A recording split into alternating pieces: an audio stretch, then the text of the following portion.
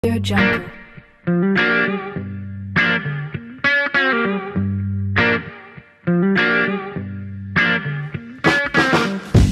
Audio Jungle. Halo semuanya, selamat datang di episode kedua podcast Forum Diskusi Mahasiswa Himadaratun tahun 2025. Pertama-tama kami ingin menyampaikan terima kasih banyak gitu buat kalian yang udah menyempatkan waktunya untuk nonton podcast ini nih. Nah sebelumnya izinkan aku untuk memperkenalkan diri. Nama aku Atala Kalula dan aku Jasya Salsa. Di kesempatan kali ini kita jadi MC ya, yang bakal menemani teman-teman semua di podcast kali ini untuk ngobrolin banyak hal seputar magang. Dan seperti biasa nih Teh, sebelum kita lanjut untuk ngobrol, kita di sini punya jargon khas. Kayak gimana tuh Teh jargonnya? Oke, boleh ya, aku masih tahu ya. Mungkin dibantu nih sama Tetehnya. Boleh peraga. Boleh, nanti aku peragain tuh Teh yang kasih tahu ya. Betul ya. Kayak gitu, langsung mulai aja ya. Fordisma 2025 membuka harapan, menyatukan pikiran. Kayaknya gak afdol kalau misalnya masing-masing ya. Boleh. Kita harus nunjukin nih semangat kita hari ini ya. Fordisma 2025 membuka wawasan, menyatukan pikiran. Nah, seru ya jargonnya ya. Nah, di podcast kali ini kita bakalan bahas berbagai topik ringan tapi bermakna nih Teh.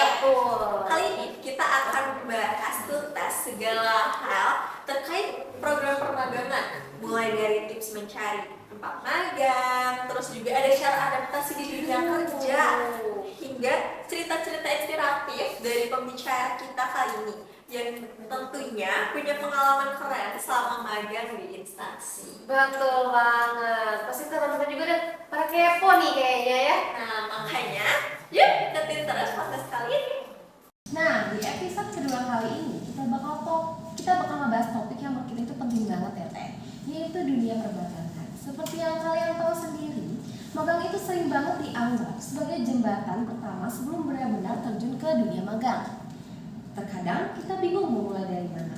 Tapi gimana sih caranya kita untuk mempersiapkan diri dan seberapa penting pengalaman magang itu? Nah, semua itu bakal kita bahas tuntas di acara kali ini ya Teh. Iya.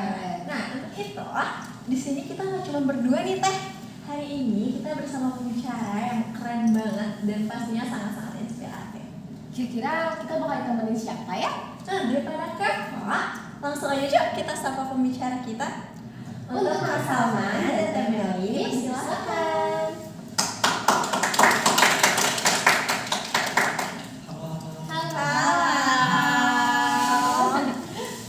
Halo Kang Teteh, gimana nih kabarnya hari ini? Alhamdulillah baik. Gimana nih Teh perasaannya bisa datang ke podcast Fordisma kali ini? Jujur ini pengalaman baru. Makasih banyak banget untuk Himadaratun karena udah ngundang aku dan percaya sama aku untuk ngasih cerita pengalaman seputar magang khususnya. Aku juga malah bingung gitu karena tiba-tiba diundang. Aku masih belum menginspirasi banyak lah, masih banyak lagi orang-orang yang lebih bagus daripada aku gitu. Tapi terima kasih kesempatannya ya. Iya. Dan sebelumnya kami ucapkan terima kasih juga buat Kang Teteh karena sudah meluangkan waktunya untuk datang ke Fordisma kali ini. Biar kita bakal berbincang bareng di acara forum diskusi mahasiswa kali ini. Sebelumnya mungkin boleh nih Kang Tetehnya buat memperkenalkan dirinya terlebih dahulu supaya penonton di sini juga teman-teman bisa lebih mengenal lagi nih. Kan pasti pada kepo juga ya. Kira-kira kita bersama Kang siapa gitu dan dari mana? Kenalin, saya Salman Faiz Kusuma, saya dari MSDMA Angkatan 22. Saya sekarang lagi magang di PT Light Industri Persero. Oke, hai, kenalin aku Meliana Wijaya dari MSDMA Unpad Angkatan 2022 dan sekarang aku lagi magang di Badan Narkotika Nasional Kota Bandung. Nah, keren banget ya Teh. Nah mungkin sebelum masuk ke acara intinya gitu, aku mau jelasin juga ke teman-teman di rumah Kita bakal ada 2 segmen, yaitu nanti pertanyaan dari kita dan juga dari question box yang udah kita share di IG Himadaratul. Nah, untuk teman-teman yang mungkin lagi nyari soal prodi, magang, bisa langsung follow IG Himadaratul juga. Itu banget. Nah, mungkin kita langsung masuk ke segmen pertama dulu ya. Nah, di segmen kali ini kita bakal mengupas tuntas semua hal tentang magang. Oke, di sini kita udah nyiapin beberapa pertanyaan, mungkin bisa langsung kita masuk aja ke sesi pertanyaannya kali ya. Boleh. Boleh. Oke, pertanyaan pertama mungkin nih di tahap pembukaan gitu kan teh, hal-hal apa aja gitu yang harus disiapin sama mahasiswa sebelum mengajukan diri buat magang. Kayak kita tuh kan harus banyak banget ya hal-hal yang harus dipersiapkan gitu, misalnya kayak gimana cara cari informasi instansi, atau mungkin menyusun proposal magang yang efektif. Boleh diceritain nih cerita lengkapnya tuh kayak gimana? Oke, siapa dulu nih? Ladies first. Kalau aku awal banget itu pasti nanti kemarin tuh di semester 6 kalian bakal ada pembekalan tipis-tipis dulu tentang magang. Jadi biasanya dari prodi juga tetap ada arahan kalian harus kemana dan mulai dari mana, biasanya tuh kayak gitu. Kalau aku kemarin setelah bimbingan itu biasanya diarahkan untuk menyusun proposal. Ya, proposalnya juga biasanya udah ada template-nya dari prodi, isi proposal. Sementara bimbingan itu berlanjut, mahasiswa itu biasanya udah dianjurkan untuk nyari instansi tempat magang itu dari semester 5. Jadi dari semester 5 tuh sebenarnya aku udah nyari-nyari. Udah banyak sih kayak kayaknya kelas ini tuh seru atau kayaknya apa ya? Relevan. Iya, relevan ya gitu.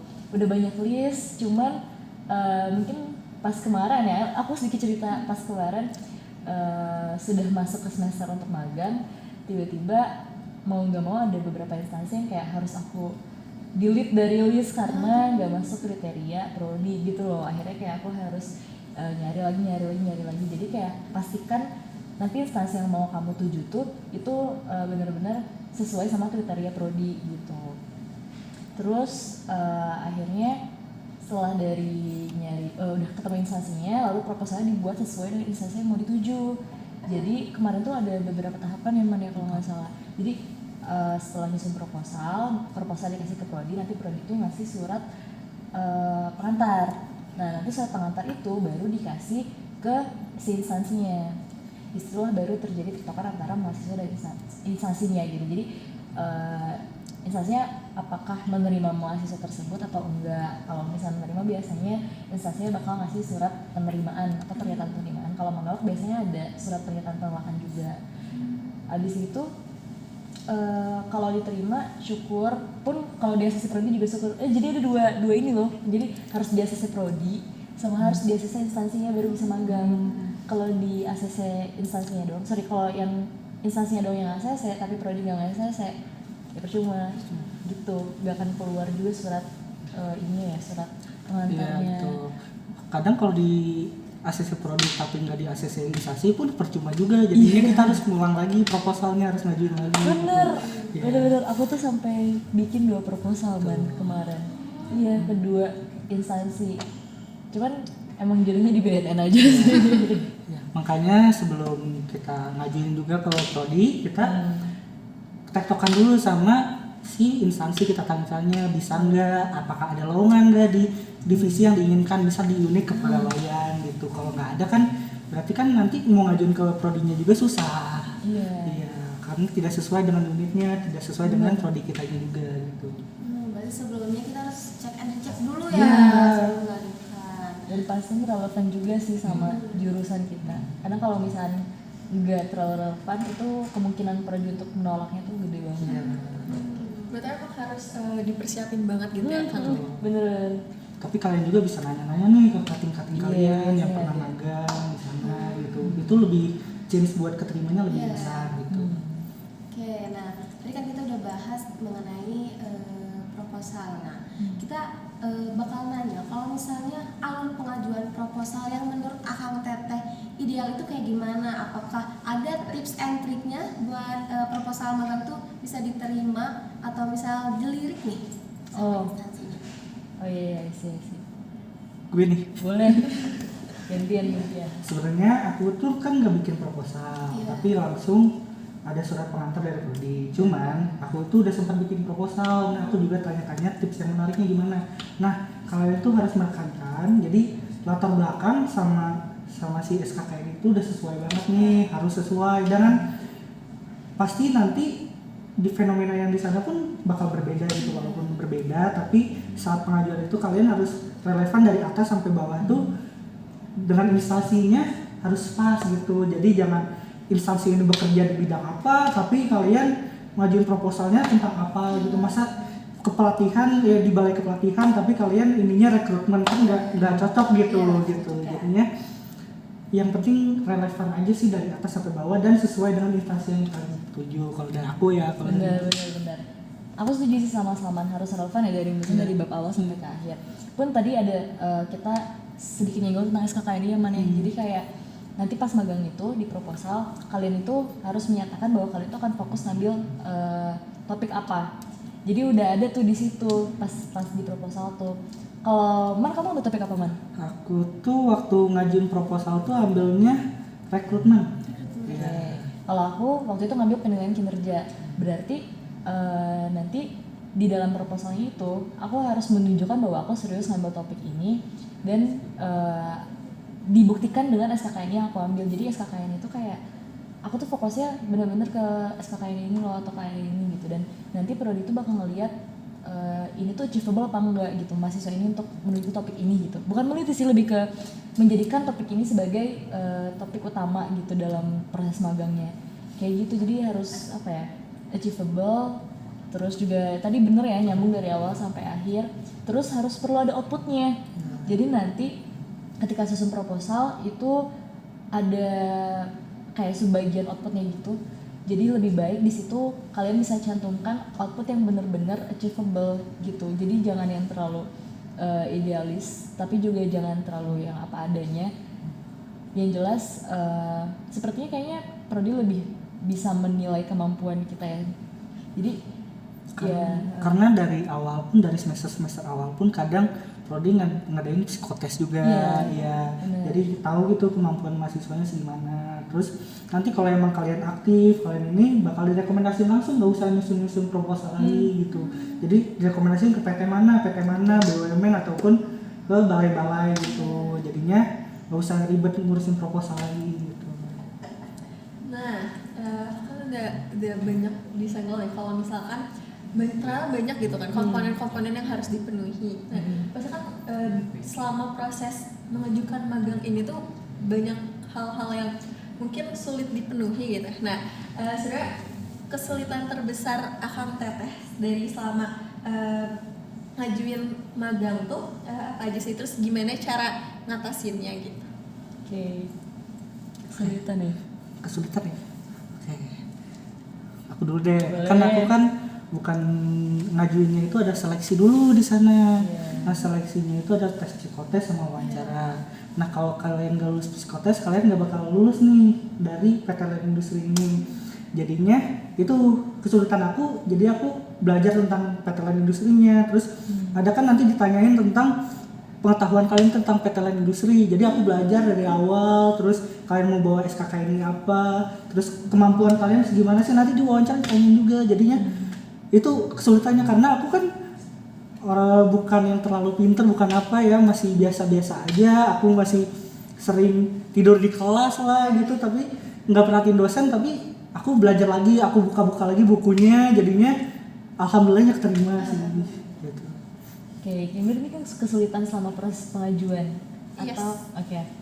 Kalau aku sih kesulitannya tadi ya, aku udah banyak ngambil list, tapi ternyata harus beberapa ada yang delete karena nggak sesuai dengan kriteria prodi, dan itu bikin aku harus nyari lagi. Jadi sebenarnya kalau dibilang tepat sih tepat ya, tepat waktu aku mulai magang itu, karena kan ada beberapa temen juga yang magangnya tuh mungkin telat 1 bulan, telat 2 bulan gitu. Aku bisa dibilang tepat, cuman hektiknya itu loh gila banget. Kayak aku harus bener-bener nyari instansi lagi dan kayak gambling gitu loh, karena kan kayak nggak ada prepare sama sekali, nggak ada. Aku bahkan nggak ada rencana mau ke BNN gitu, jujur. Aku bahkan rencana waktu itu ke Disnaker, cuman ternyata prodi nggak menyetujui gitu, jadi kayak aku harus bikin ulang proposal, aku harus nyari lagi instansi mana. Dan gini guys, di kita itu maksudnya di MSDMA kita tuh kalau angkatan aku sama-sama nih ya, setiap instansi itu kayak maksimal 3 orang gitu ya Mbak? Iya betul. Iya, jadi dan kita juga dikasih satu sheet gitu, isinya tuh instansi mana aja yang udah keisi dan udah full orangnya. Jadi kayak udah nggak balik ke situ lagi. Dan itu gila banget sih. Jadi cepet-cepetan. Iya, gitu. bener cepet-cepetan gitu. Kayak udah ada rencana kesini, udah full slot, kayak harus ganti lagi kemana, bikin ulang lagi proposal. Belum lagi kalau misalkan instansinya nggak nerima, kalau nerima syukur, kalau nggak nerima ganti lagi dan terus kayak gitu. Bahkan kayak ada juga kemarin temanku yang dia magang, tapi kalau di MSDMA kan magangnya 5 bulan ya, 100 hari kerja lah intinya.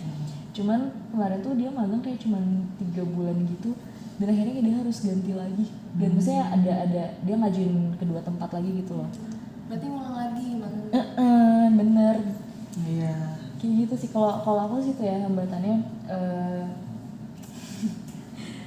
nggak bayaran itu nggak diprediksi lama aku untuk kesana. Terus cara aku menanggulanginya ya mau gak mau harus gercep. Jadi kayak 1 hari apply ke prodi, besokannya atau lusa biasanya udah ada kabar dari prodi diterima atau enggak. Abis udah keluar surat pengantarnya langsung ke instansi, terus harus bener-bener di follow up juga instansinya. Itu sih caraku untuk supaya dapat slot yang aman. Harus gercep banget. Malah kadang udah ada yang ngajuin, terus pas cepet-cepet ngajuin ke instansinya. Iya. Jadi udah keduluan sama orang. Padahal kita udah janjian nih sama teman kita, udah bareng, tapi udah keduluan sama orang kan, jadinya cuma 1 orang yang bisa keterimanya. Jadi 1 lagi harus nyari lagi, berubah lagi, cari lagi. Jadi kayak petikung Gue ya. cocok buat kaum slow living kayak aku jujur. Nah, kira-kira nih apa aja yang akan kita persiapkan sebelum magang? Apakah mungkin dari segi mental atau mungkin skill teknisnya? Mungkin? Oke, I see.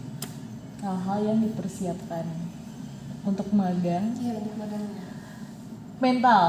Ternyata dunia kerja itu Benar ya. iya woy. Maksudnya kayak yang dibilang sama dosen-dosen gitu ya, itu tuh coba dengerin dah beneran, kayak itu ada benernya woy. Jadi kalau di kelas kayaknya toleransi tuh masih ada, tapi kalau misalkan udah masuk dunia kerja itu tuh nggak adalah toleransi kayak kasihan gitu-gitu, itu nggak ada jujur. Terus itu yang kalau kita ngomongin mentality, kalau misalkan di kampus di kelas gitu ya ada tugas, aku mungkin bisa aja nunda sampai hamin 1 jam deadline gitu bisa. Tapi kalau misalkan di kantor, wah jangankan begitu, nafas aja tuh kayak kamu udah harus diganggu gitu.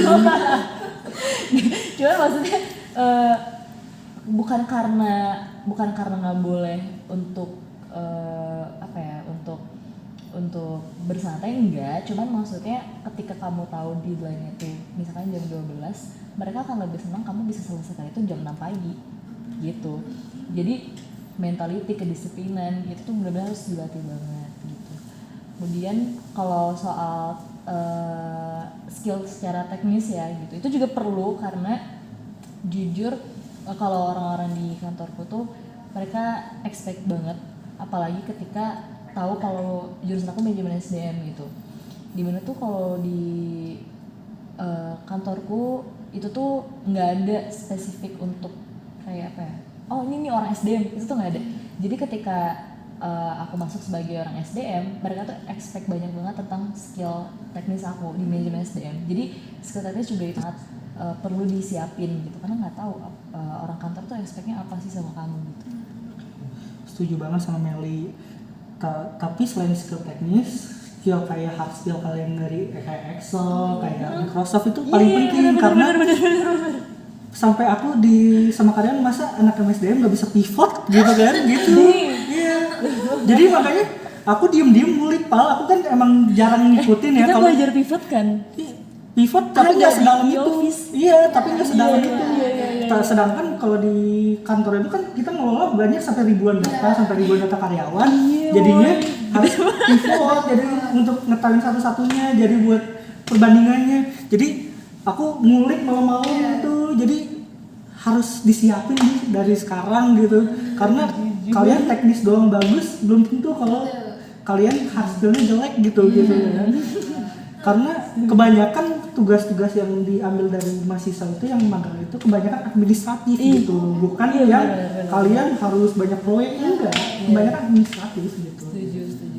Nah bener buat teman-teman yang lagi dapat mata kuliah e-office ya, jangan tidur ya guys di lab Ayo, ya. sumpah jangan tidur.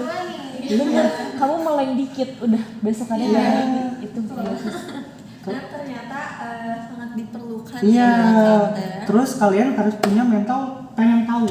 Ah, Iya, dan jangan songong, jangan kalian tahu terus kalian songong gitu. Jangan merasa paling bener lah gitu. Jadi kalian harus tetap merendah, kalian harus humble. Minimal ya kalau emang misal dibutuhin apa, jangan kalau pekerjaan remeh jangan milih-milih pekerjaan lah. Lakuin aja dulu karena itu bakal menaikkan tingkat kepercayaan karyawan tersebut. Aku juga dulu awalnya cuman ngebantuin, Bu ini saya bukain makannya, saya ini ya. ini sweet banget. Ini Jujur ya di tempat magang ya, act of service itu tuh dibutuhkan banget. betul. Bener, kayak inisiatif. Jujur itu serius. Kalian tanya apalagi yang bisa saya bantu gitu.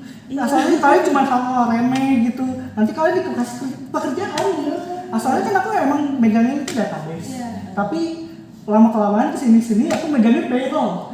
Iya, jadi inovasi gitu. Lebih spesifik ya. Iya, jadi aku double job. Jadi database iya, payroll juga iya gitu. Jujur sama. Aku juga dari awal tuh aku kebetulan aku di unit bagian umum kan. Dan itu memang ternyata di dalam unit bagian umum itu ada unit-unit lagi. Kayak ada unit keuangan ya, terus ada unit kepegawaiannya dan lain-lain gitu loh. Jadi awal magang ya, aku biasanya cuma dikasih tugas administratif kayak arsiparis gitu loh, jujur kayak ngarsipin surat masuk, surat perintah, surat keluar gitu-gitu. Lama-lama aku dibawa ke proyek yang lebih SDM lagi. Jadi kayak ya itu apa ya, persiapkan tadi ya, mental, terus hard skill, soft skill, kedisiplinan, dan itu akan build trust mereka supaya nantinya kamu akan dikasih tanggung jawab yang lebih besar gitu. Terus jangan minder kalau kalian emang nggak tahu apa-apa. Karena emang semua orang kalau terjun ke dunia kerja pasti nggak tahu apa-apa sih kalian. Karena kan kalian nyari pengalaman, cari hal baru, cari ilmu baru lah di situ gitu. Iya. Jadi emang harus digali banget ya. Rasa keingin tahuannya harus tinggi ya. Harus kepo. Iya, kepo. Dan jangan gengsi kalau mau ngebantu. Kayak kadang kan orang kalau mau act of service sebenarnya dia tuh peka. Cuman kayak Malu. iya malu. Berarti jangan malu aja, chill. Mereka akan sangat mengapresiasi usaha kecil kamu. Gitu. Nah kan udah diceritain ya tadi di tempat magang tuh gimana. Nah sebenarnya tempat magang Alhamdulillah yang sekarang tuh kenapa gitu akhirnya memutuskan untuk di situ. Terus ini udah diincar dari lama kah atau kayak ya udah deh di situ aja gitu. Oke. Gue dulu nih. Boleh. Jujur aku nggak ada ekspektasi ke PT Lain Industri ini karena aku emang sama awalnya ngurusin kayak proposal, cari-cari tempat magang. Malah aku udah nandain tempat-tempat magang, tapi tiba-tiba ada dari kaprodi nih tiba-tiba ngerekomendasiin mau nggak magang di PT Lain Industri, tapi minusnya setahun. Iya. Berarti lebih dari Sebenarnya bukan minus sih, malah plus gitu kan, karena itu juga bisa jadi portofolio kan, apalagi kan itu masuknya ke pengalaman kerja gitu. Iya, jadi tapi ikut seleksinya dulu segala macemnya. Boleh sih kalau ada ini ya, kalau ada rekomendasi dari prodi, ada kesempatan ambil aja sih, jangan ditolak-tolak ya kan. Walaupun aku sebenarnya pengennya kemana gitu, aku pengennya asalnya mau ke Kementerian ESDM di Jakarta gitu. Cuman aku ya udah ambil aja, siapa tahu keterima gitu, siapa tahu milik gitu kan. Ya, jadinya aku boleh ibu, jadi aku CV dikasih segala macam. Terus besokannya langsung ke PT Lain Industri, wawancara 6 orang gitu kan. Akhirnya keterima gitu. Jadinya nggak ada ekspektasi gitu ke sana tuh. Cuman ya udah selagi ada kesempatan ambil aja gitu. Karena nggak tahu kesempatan itu bakal datang ada lagi atau enggak gitu. Aku tuh sebenarnya kalau di BNN tadi ya aku nggak ada plan ke sana. Cuman sebenarnya temenku tuh waktu aku tuh tahu di BNN tuh bisa magang, cuman aku tuh nggak menjadikan itu sebagai list utama karena kan kepikirannya nih anak SDM kepikirannya magangnya di mana sih, di Snaker gitu-gitu ya. Jadi aku nggak pernah ngelirik BNN sama sekali, tapi temanku tuh yang di BNN udah nawarin coba ke BNN aja gitu, ntar dibantuin apa segala macam. Enggak deh, ngapain gue ngurusin narkoba juga, maksudnya kayak nggak tertarik gitu kan. Sampai akhirnya ya itu udah last option ke BNN yang menerima aku apa adanya. Tapi jujur second choice sih. bisa dibilang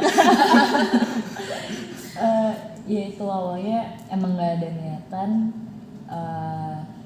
karena last option, dan yang bikin jujur karena nggak kepikiran dan nggak expect apa-apa di BNN, ternyata di BNN itu nyaman sih kok aku ya, maksudnya kayak aku pikir kan Badan Narkotika Nasional, raw gitu, paham gak sih kayak wah ngeri banget gitu. Iya, tapi ternyata pegawai itu ramah-ramah, mereka juga sering bercanda, humoris banget dan nyaman, bahkan kayak di kantor kamu bisa play musik di ruangan kamu bebas, secil gitu ternyata dalamnya gitu. Ya itu mungkin bagian umum ya, ntar kalau bagian pemberantasan itu udah beda lagi, itu polisi semua itu. Ya, tapi kan pertanian industri juga industri pertahanan, apalagi holdingnya kan. Oh iya, ya, pasti bener. di pikiran aku berarti itu mah kayak tentara dong. Ternyata enggak. Iya. Malah kayak ya sipil aja, kayak umum aja, malah seru-seruan, banyak kegiatannya yang itu seru. Kalian bakal menemukan kegiatan-kegiatan yang seru gitu kayak Zumba. Iya Zumba. Aku setiap hari Jumat di kantor Zumba. Itu emang udah aktivitas di sana. Iya. Kamu setiap hari apa? Aku Senin sama Jumat. Kalau Senin sore, kalau Jumat pagi. Kalau Jumat pagi itu banyak kegiatan, ada tenis, ada tenis pingpong, segala macam. Bener. Iya, kalau aku tuh setiap Jumat. Kadang ada yang futsal, ada yang badminton juga, ada Zumba. Ih, jujur emang seru banget. Terus kadang kalau kalian aktif futsal nih, kalian bisa diajakin futsal lawan PT lain. Terakhir Ini ya. terakhir ya BNN Kota Bandung itu kemarin kita join Forkopimda Cup. Lo tau gak? Enggak. Ada yang kayak Forkopimda Cup kita ngelawan Polrestabes. Kalau aku PT Lain Industri lawan BNI. Agak lucu ya.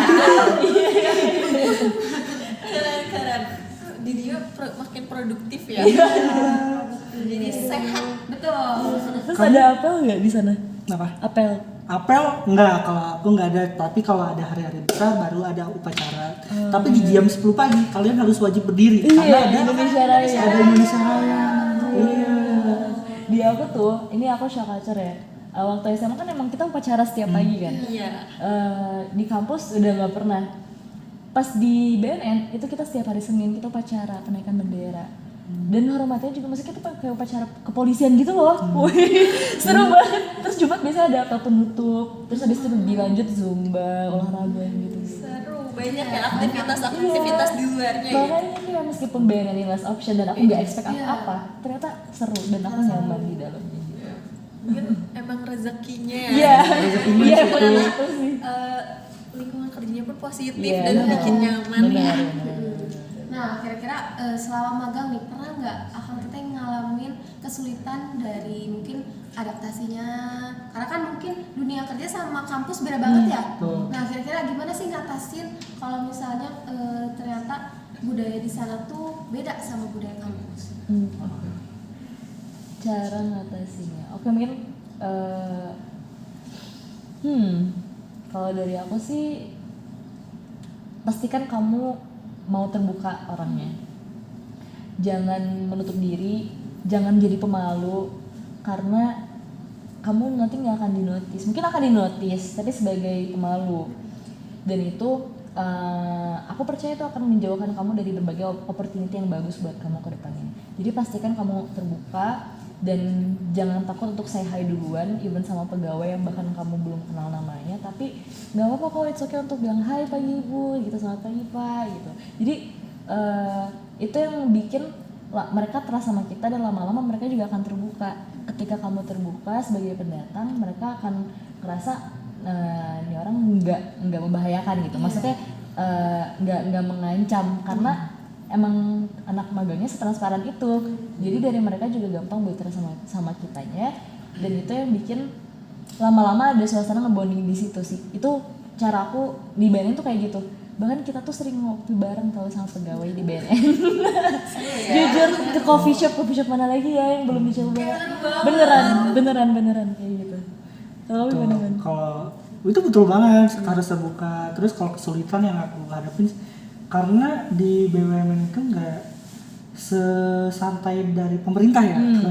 Jadi pekerjaan itu pasti ada dan menumpuk gitu. Jadinya kadang suka jadi demotivasi karena ini pekerjaan kapan beresnya sih.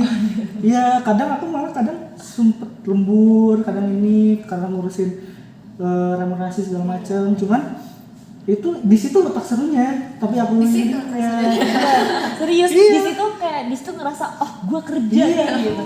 Meskipun jadinya kerja ikhlas Kak. Karena lebih enak capek karena kerja daripada capek karena nggak ada kerjaan. Bener, Iya. setuju. Karena di situ aku ngerasa kalau aku tuh dibutuhin gitu. Aku di-trust buat megang hal tersebut gitu. Jadinya walaupun banyak kerja, ya udahlah, anggap aja buat ini mah enjoy aja gitu. Terus kesulitan lainnya lebih ke adaptasi, karena aku orangnya walaupun aku mudah beradaptasi, cuman kan kalau ini lingkungannya orang-orangnya udah pada lebih tua, jadinya harus lebih gampang gitu untuk cari momennya, cari menyamakan joknya itu lebih sulit gitu, karena takutnya nggak nyambung lah, takutnya malah jadi nyakitin lah, malah ini. Tapi kalau kalian humble, kalian sopan gitu, malah jadi enak. Sama kayak Meli, aku juga sering ditraktir kopi, sering ditraktir ramen segala macem jadinya. Tadi kan kita udah di segmen pertama kita udah nanya-nanya aham teteh gitu. Itu kan pertanyaan dari kita ya. Nah, kalau sekarang kita juga udah buat question box di Instagram Himadaratwan. Jangan lupa di follow juga biar kalian bisa tahu tentang banyak hal tentang program studi kita ya. Nah, kita bakal nanya-nanya dari question box itu. Betul. Nah, question box ini tuh kita buat biar warga MSDMA itu bisa tahu ya Teh terkait magang. Nah, kita di sini udah dapetin banyak banget pertanyaannya di question box, tapi kita bakal pilih beberapa pertanyaan aja. Mungkin kita langsung bacain aja kali ya question box-nya. Dari yang pertama, kalau Teh di daftar magang tuh pasti ada beberapa tahapan seleksi. Salah satunya itu wawancara. Nah, biasanya apa aja yang ditanyain sama HR, dan ada nggak sih tips and trick untuk menjawab wawancara agar diterima magang di instansi tersebut? Oke, saya nih. Boleh deh, soal Oke, karena aku udah emang ngerasain wawancaranya, itu apa aja yang ditanyain ya seputar diri kalian sih, kayak kalian kelebihannya apa, terus kekurangannya apa, terus pengalaman kalian apa. Nah, tips and tricksnya itu kalian menekankan di pengalaman kalian yang menjurus. Jadi kayak kalian kan MSDM nih, jadi kalian punya pengalaman yang di MSDM banget nih, kalian tekanin di situ. Kayak kalian pernah nyusun ajak, terus kalian pernah nyusun penilaian kinerja dan kuliah. Kalau mata kuliah juga bisa sih, karena kan kalau mata kuliah praktek itu kan itu bisa jadi portofolio kalian juga kan gitu. Jadi kalian ceritain nih bagaimana cara kalian nyusun si program itu, jadi pengalaman kalian diceritain secara detail gitu, bagaimana cara kalian nyusunnya gitu. Terus jangan kalian nyeritain yang keburukan kalian yang emang bodoh gitu. Bodoh aja. Beda. Jadi jangan kalian mageran terus lupa aja. Iya, itu bodoh. Itu bakal jadi nilai minus sih gitu. Jadi kalau bisa kalian lebihkan diri kalian aja sih gitu. Agak flexing dikit ya. tempatnya. Jadi jangan kalian minder kayak itu, jangan. Yang penting terus kalian disuruhnya kalian percaya diri aja gitu. Jadi kayak kalian benar-benar profesional, kalau kalian nggak tahu apa-apa aja gitu. Iya gitu. Ya, penting. Jadi itu. Jadi bedanya tuh dapat dulu. Secara gestur, jadi kalian terlihat meyakinkan nih, walaupun kalian yang disampaikan walaupun asal-asal gitu, tapi kalian punya kepercayaan diri, terus kalian tekannya kalian udah beradaptasi, terus kalian gampang belajar, itu bakal jadi nilai plus gitu ya gitu. Kalau dari aku sih segitu sih. Kalau dari aku, karena kebetulan saat magang itu aku nggak ada step khusus kayak wawancara gitu. Cuma tadi nyambung sama hal-hal yang relate sama jurusan kamu dan juga sama divisi yang mau kamu apply. Itu tuh perlu kayak di CV ya. Di CV juga mungkin kan dari teman-teman organisasi, teman-teman mawar mungkin banyak banget ya pengalaman mawanya kayak dari mulai penelitian ABCD gitu sampai dengan staf apa dan lain-lain. Tapi kalau misalnya kita ngomongin CV dan wawancara, lebih baik di CV itu sesuaikan sama divisi yang mau kamu apply aja. Misalkan kayak kamu mau apply di divisi human capital, maka yang kamu taruh di pengalaman kamu ya udah misalkan jadi oke, kalau misalnya mau ditaruh ketua pelaksana, tapi kalau bisa kan biasanya di situ ada ini lagi ya, ada penjelasan lagi kamu tuh ngapain aja, ada KPI-nya lah di CV itu. Nah kamu tekankan bagian human research-nya di deskripsinya. Jadi kayak jangan cuma memimpin atau tapi kayak melakukan monitoring, misalkan apa-apa gitu. Sama kayak wawancara juga, bener sih harus sesuai sama divisi yang mau kamu apa itu apa dan kamu juga cerita pengalaman yang sesuai sama divisinya. Lebih-lebihkan boleh, tapi jangan ngarangnya kelihatan banget. Natural aja, Natural. Nah itu untuk orang-orang yang suka flexing ya, Iya, ini bisa. waktu dan tempatnya di situ ya. Di situ ya. Nah, ada juga nih Kalteh yang kayak udah semangat banget gitu buat magang adik tingkat adik Kalteh. Ada yang nanya, Kalteh boleh nggak sih semester 2, 3, atau 4 ikut magang? wow. Karena belum mulai kalian. Iya. Semangat banget. Keren loh, jujur. Jujur keren banget. Iya. Karena aku dulu juga kepikirannya kayak gitu, cuman realitanya kan sebenarnya kalau perusahaan-perusahaan itu sebenarnya carinya yang udah semester 5 yang semester. Minimal semester Iya, 11 ya adanya. karena kalau semester awal itu kan kalian masih belum paham banget ya teori dengan ini yang kuliah kalian, jadi mending kalian pendalamin dulu teori kalian, terus ya praktek-praktek kalian juga kan. Kalau di sini kan banyak prakteknya gitu kan. Terus kalau misalnya di kampus kita tuh, aku lupa ya, boleh apa ya? Lupa dia. Kalau nggak salah sih kalau secara resmi dari Perlu itu nggak akan Iya, nggak dibolehin. nggak dibolehin. Cuma kalaupun kalian tetap pengen magang, paling kan magangnya magang mandiri gitu. Iya, Dan magang. kayak sebisa mungkin tidak mengganggu kelas. Kayak kalau liburan semester nih, Ya, libur itu semester. kan banyak tuh ada sebulan, ya makanya Ya magangnya sebulan aja paling. gitu. Karena kalau udah menyangkut perkuliahan ya pasti nggak dibolehin lah sebenarnya. Apalagi sistem kita paketan ya. Iya betul. Iya, tapi takutnya mungkin ngeganggu. Iya. kan. Nah, tuh buat kamu yang mungkin udah semangat banget Iya, gitu semangat. buat magang, keren sih tapi Iya, ya Teh ya. jujur. Udah punya pikiran sampai Iya, sana iya. gitu. Tapi mungkin untuk kayak ilmunya biar lebih cukup, mungkin dipersiapkan semester 2, 3, 4 tuh mempersiapkan Iya. Dan Iya. kenapa tes Persiapin. lokal dulu ya? Persiapin aja social skill kalian, terus soft skill, hard skill. Nah, karena soft skill, hard skill itu paling penting di sana. Terus social skill juga bakal menentukan nih, karena ada yang pemalu pasti opportunity-nya kurang kan Iya. tadi kan. Makanya kalian bagaimana cara kalian menghadapi orang-orang di sana, terus bagaimana cara kalian menemukan momen nih jokesnya yang masuk atau gimana cara kalian serius gimana, karena ada waktunya serius, ada waktunya bercanda. Jadi jangan kalian menurut mereka lagi bercanda terus kalian bisa masuk bercanda juga belum tentu bisa gitu. Bener.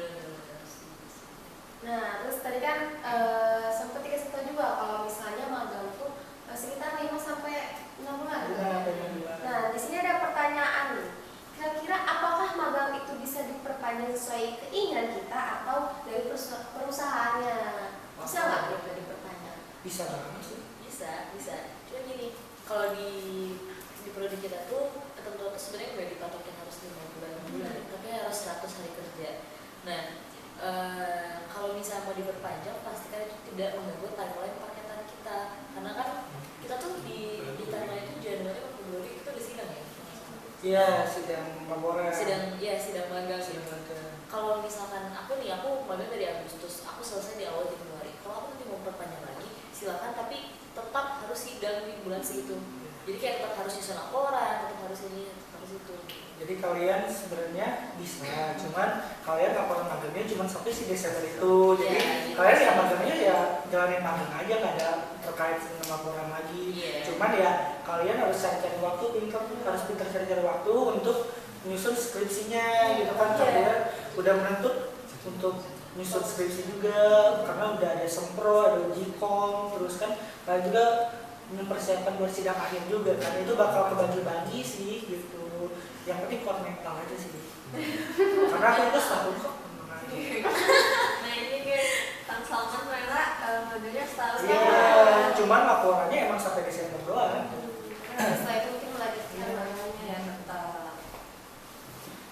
Mungkin sayang banget ya pertanyaan terakhir. Ya sebenarnya pertanyaan banyak banget. Cuman mungkin kita bisa ngobrol-ngobrol lagi nanti ya Kang Teteh ya. Nah, kalau mau nanya sih emang bisa. Kalau ketemu kita atau mau kemana lah bisa.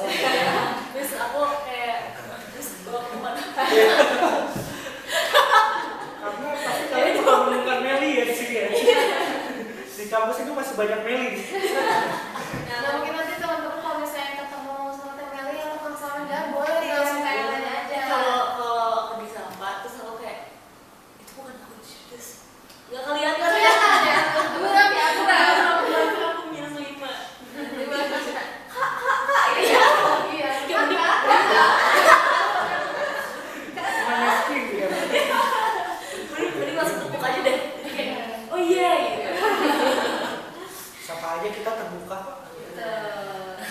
Nah, luar biasa sekali ya obrolan kita pada hari ini. Ternyata banyak banget nih dapat ilmu baru, tips and tricks segala macam yang berharga yang dibagikan oleh Kang Salman sama Teh Meli. Mulai dari cara memilih tempatnya, terus mempersiapkan proposal, menghadapi tantangan-tantangan adaptasi di dunia kerja sampai akhirnya kita mendapatkan skill yang benar-benar relevan untuk karir di masa depan. Betul banget ya. Semoga semua pesan motivasi, terus tips and trik yang disampaikan sama Kang Salman dan Teh Meli kali ini, yang dimana itu tuh jadi bekal ya yang sangat-sangat bermanfaat untuk kita pribadi dan teman-teman mahasiswa yang lain ya, yang mungkin kayak tadi ada yang udah semangat gitu ya dari semester awal gitu, atau mungkin yang lagi nyiapin diri buat proses magang ini. Nah, tapi mungkin sebelum menutup kegiatan hari ini, aku mau ngasih tahu nih kita punya jargon. Nah, buat gimana jargonnya? Nih ya. Kalau misalnya aku sebutin Fordisma, nanti akan sama Teteh kayak mungkin bisa dibantu nih sama TK ya. Boleh. Aku keren gak ya? Betul. Nih kayak gini ya. Fordisma 2025 membuka wawasan, menyatukan pikiran. Udah nangkep. Kita bener-bener kalian ya. Kita keluarin nih semangat-semangatnya pada hari ini. Fordisma 2025 membuka wawasan, menyatukan pikiran. Sekali lagi kami ucapkan terima kasih banyak kepada Kang Teteh udah mau meluangkan waktu gitu buat berbagi cerita yang sangat inspiratif di Fordisma kali ini, dan itu benar-benar sangat bermanfaat buat kita semua ya. Banyak banget insight-insight yang bisa diambil gitu. Thank you banget kalian. Terima kasih banyak banget udah ngundang aku dan sini. Sukses terus Fordisma di pada datang.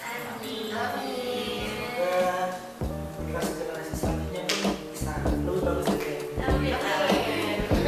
Dan gak lupa juga terima kasih buat kalian yang para penonton udah setia sama Fordisma ya, selalu menemani kami dari awal sampai akhir. Sampai kelewatan di episode selanjutnya. Bye bye, sampai jumpa lagi di Fordisma selanjutnya. Kami pamit undur diri ya. Dear Jungle.